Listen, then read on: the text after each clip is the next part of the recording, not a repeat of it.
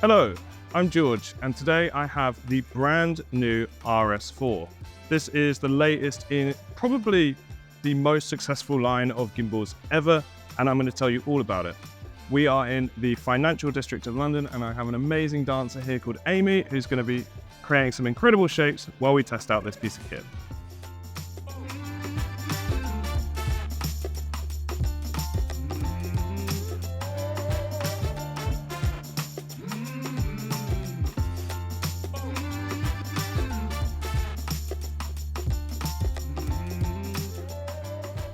Let me tell you all about the RS4. Well, firstly, they've released an RS4 and an RS4 Pro. Now, the main difference is basically the size of the gimbal and the payload that it can handle. I have the smaller one, it's the RS4. It's incredibly tiny, really compact, goes in the camera bag really easily, fantastic, and I love that. And it can actually support a payload up to 3 kilograms. So that's quite a substantial payload. You know, it's not going to support an FX6 or big cinema rigs, but for an A7S, you know, lens, ND filters, you know, I could stick plenty more attachments on this if I wanted, and I know that would easily be able to balance in that 3 kilograms. But of course, if you do want to shoot with a big cinema rig or just like add loads and loads of attachments to your camera, then you can always get the RS4 Pro, which supports up to 4.5 kilogram payloads. You're probably wondering, what's the main difference between the RS3 and the RS4? Well, most notably is the fact that it now supports vertical shooting in a completely different way to the previous generation. Previously, it had a portrait mode on the gimbal, which basically meant that it turned the camera sideways and you were essentially using the gimbal sideways. Now, this was quite awkward because you couldn't utilize a lot of the functions that you can use when shooting landscape. So that was a little bit awkward, but what they've done here is they've actually given you a quick release plate, and it's literally as simple as taking it off and popping it back on that quickly. Now that is a game changer for somebody that wants to utilize this for both horizontal and vertical shooting, because it means that actually you don't have to put it in this awkward portrait mode where it can be difficult to see the screen, it can be difficult to actually utilize the gimbal settings in the way you want. You can just literally use this quick release plate and go bam, bam, and start shooting in the other mode, which is so useful. One of the other main changes between this gimbal and the RS3 is the fact that each axis is now Teflon coated. Now, that basically means, for anybody who doesn't quite understand that the coating on the gimbal axes is incredibly smooth. That means that when you're making micro adjustments or just balancing your gimbal, it's so easy, and you can actually be incredibly precise in the way that you move these axes to make sure that you're getting that perfect balance.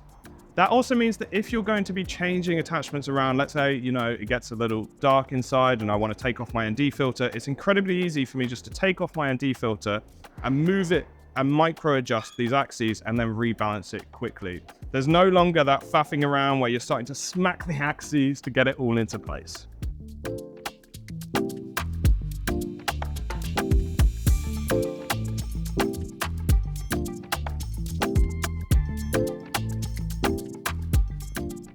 One of the key differences between the RS3 and the RS4 is this axis here. It's actually been extended by 8.5 millimeters.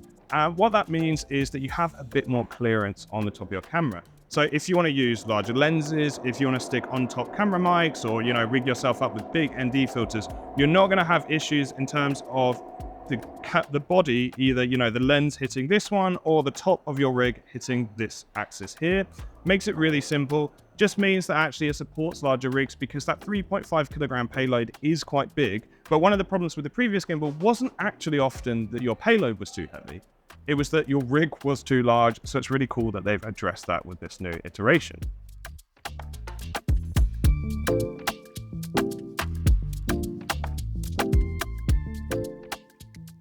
One of the key things that's been upgraded in the RS4 is the stabilization algorithm. Now, they've done this with every iteration of the RS series of gimbals, and as you know, the algorithm is already really good.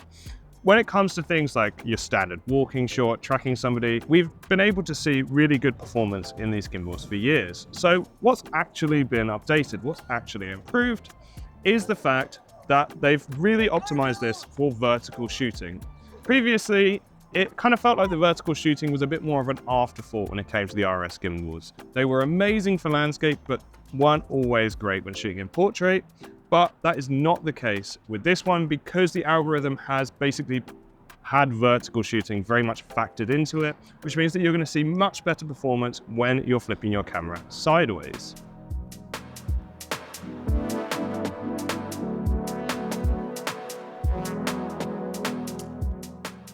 When it comes to the other features that were in the RS3, you'll be happy to know that they're still in the RS4. That means you've got features like auto locking, means that I can just literally hit the power button and it will lock all the axes automatically and lock the gimbal into its more stationary place, which is just wonderful. It just makes life so much easier than having to turn it off and then manually lock all the axes. And then if I just hit that button again, all the axes unlock and I can use the gimbal as normal.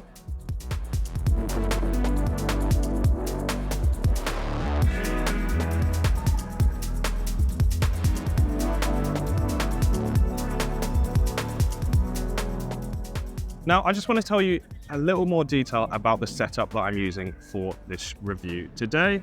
Most notably, I'm using the Samyang Cine VAF lenses. These lenses are perfectly suited to gimbal work because they are an identical size and weight, which means that I can do lens changes so quickly and easily. And of course, that auto lock feature supports that so well because I can literally lock it, switch lens, and immediately start shooting with a different focal length. It also means that I have that AF performance. AF performance is pretty useful when you're shooting on gimbals if you don't have a manual focus kit. Now that leads me quite nicely onto the combo kits that you can buy this gimbal with. You can get the Focus Pro motor along with the gimbal, which means that actually you can rig up your servo and manually focus. So if you're not using autofocus lenses or you just prefer to have that control yourself, you can rig that up with the Focus Pro motor and have all the control that you like.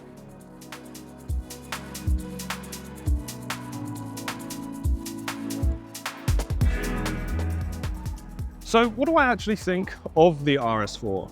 Well, I think it's a gimbal designed for content creators. The fact that it has such good vertical shooting support is probably the USP of this product. So if you're somebody that makes a lot of Instagram reels, TikTok content, this gimbal is going to be exceptional at doing so.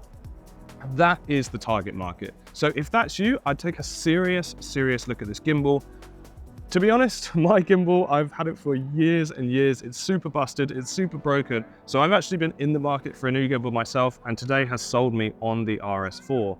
Although I think I'll probably pick up the RS4 Pro just to allow for that bigger payload. I like actually using a bigger gimbal, but if you're not somebody that shoots on cinema rigs, if you're not somebody that shoots on larger cameras, then the RS4 is going to be more than enough for you. And I've been really happy with the performance I've seen from it today. But that's it from me. If you have any questions about the RS4, my experience today, and how the shoot went, then please pop a comment down below and I'll get back to you as soon as possible. But otherwise, have a great day and thanks for watching.